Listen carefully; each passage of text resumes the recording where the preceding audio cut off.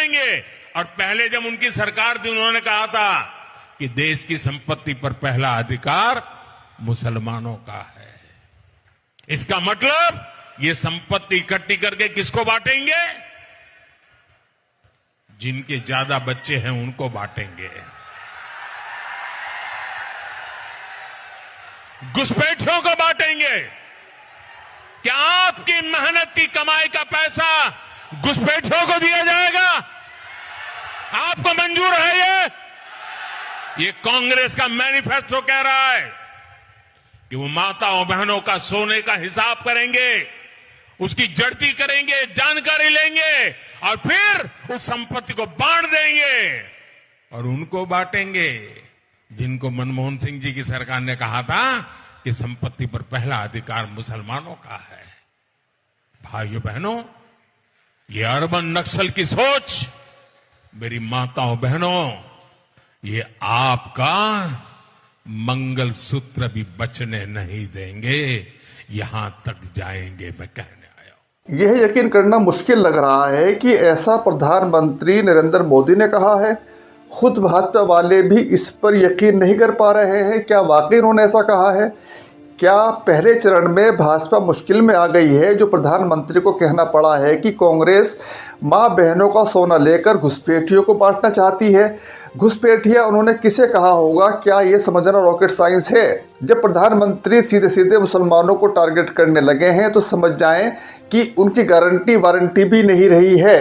राजस्थान में बांसवाड़ा में एक रैली में प्रधानमंत्री नरेंद्र मोदी ने कहा कि पहले जब उनकी सरकार थी, उनकी मतलब यूपी की सरकार थी, तब उन्होंने कहा था कि देश की संपत्ति पर पहला अधिकार मुसलमानों का है। इसका मतलब ये संपत्ति इकट्ठा करके किसको बांटेंगे?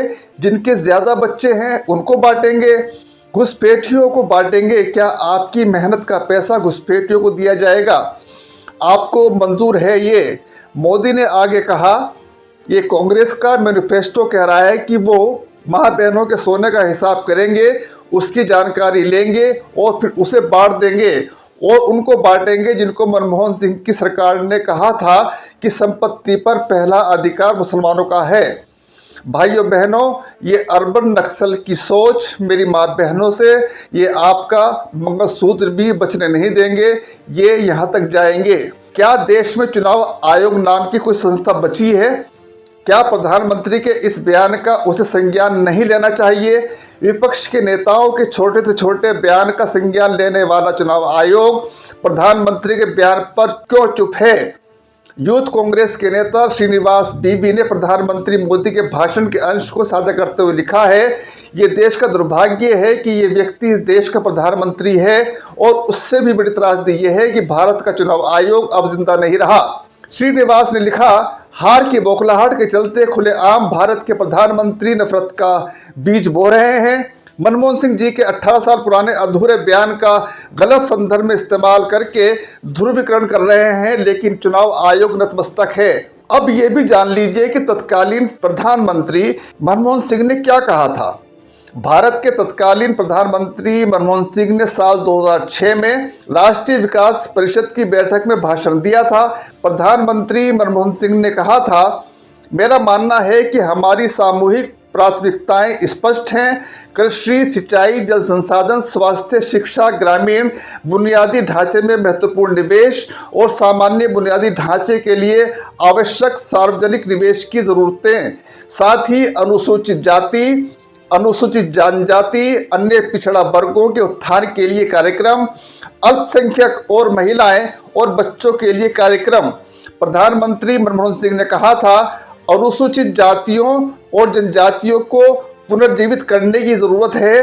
हमें नई योजनाएं लाकर यह सुनिश्चित करना होगा कि अल्पसंख्यकों का, खासकर मुसलमानों का भी पर ध्यान दीजिए, उत्थान हो सके, विकास का फायदा मिल सके।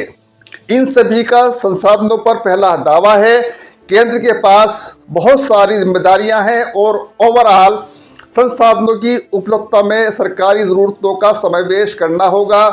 प्रधानमंत्री ने अनुसूचित जनजातियों और जनजातियों के साथ ही मुसलमानों का जिक्र भी किया था। भी पे ध्यान दीजिए, उन्होंने सिर्फ मुसलमानों के लिए नहीं कहा था कि देश के संसाधनों पर पहला हक मुसलमानों का है।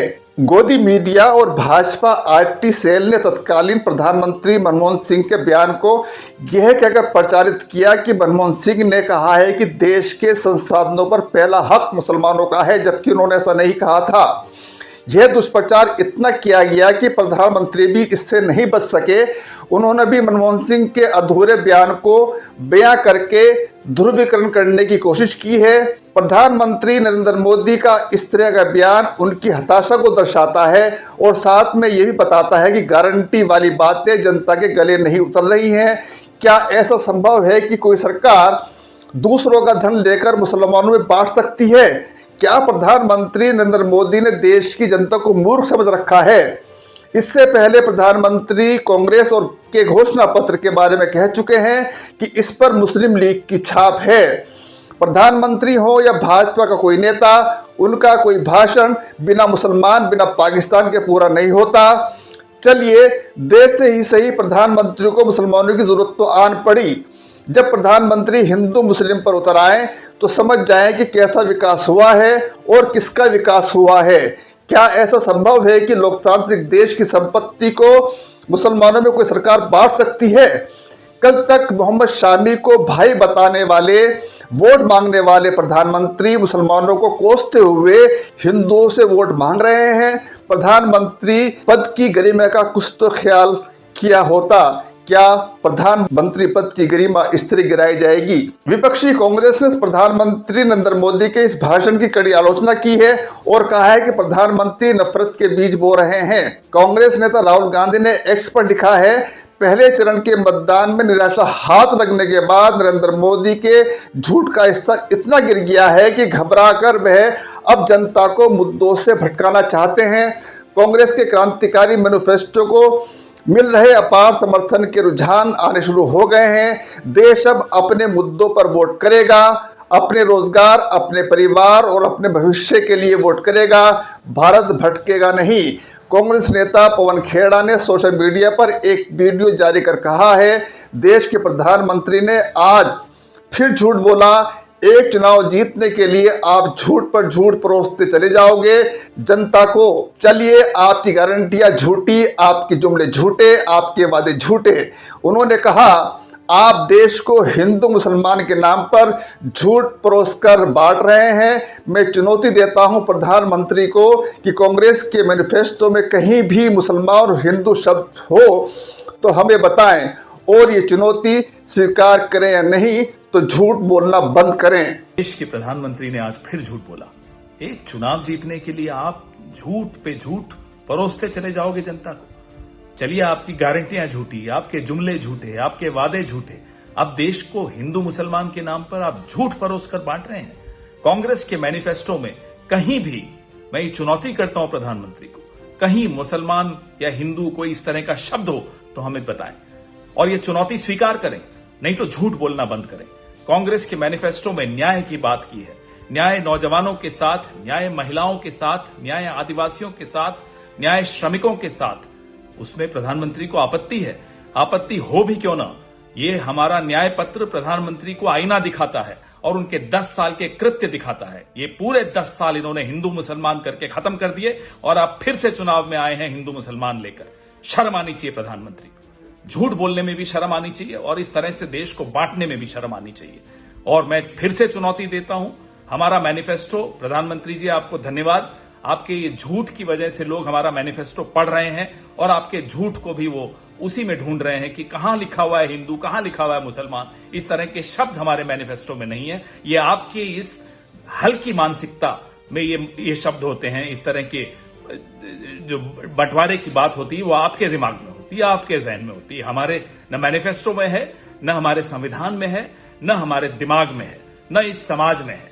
सिर्फ और सिर्फ आपकी हल्की मानसिकता में है और कहीं नहीं है। झूठ बोलना बंद करिए प्रधानमंत्री जी। अब 1.5 महीना बचा है, जाइए, रिटायर हो जाइए और बाइज्जत रिटायर हो जाइए। कम से कम झूठ आपको शोभा नहीं देता। इस कुर्सी पर आपसे पहले बहुत ही पढ़े लिखे महानुभाव बैठे हैं। कभी किसी ने इस तरह का झूठ नहीं बोला जिस तरह से आप बोलते हैं। और आपके बाद भी बहुत अच्छे लोग आएंगे, प्रधानमंत्री बनेंगे, लेकिन कोई भी इस तरह से झूठ नहीं बोलेगा और आपका नाम इतिहास के डस्टबिन में जाएगा जिस तरह का आप झूठ बोलते हो।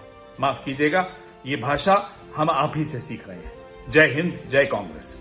इस तरह हम देखते हैं कि प्रधानमंत्री नरेंद्र मोदी चुनाव को बिल्कुल हिंदू मुस्लिम पर लेकर आ गए हैं। आज उन्होंने जिस तरह सीधे सीधे मुसलमानों को टारगेट किया, ये बताता है कि उनका कोई भी भाषण, कोई भी बात मुसलमान के बगैर पूरी नहीं होती। क्या इस देश में मुसलमान इतने अहम हो गए हैं कि उनके आधार पर उनको टारगेट करके, उनको कोस कर ही चुनाव जीता जाएगा?